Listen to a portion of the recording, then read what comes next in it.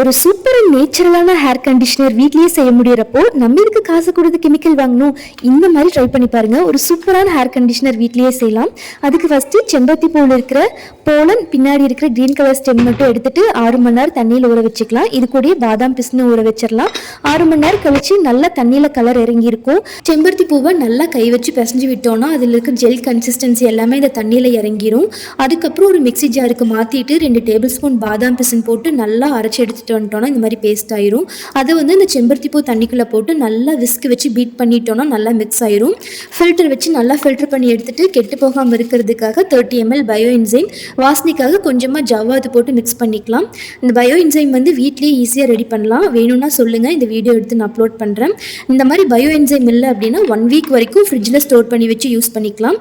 Bio enzyme add பண்ணி ஏர் டைட்லாக் கண்டெய்னரில் போட்டு வச்சுட்டோம்னா கிட்டத்தட்ட 1 year வரைக்கும் கெட்டு போகாது. சூப்பராக இருக்கும். ட்ரை பண்ணி பாருங்கள்.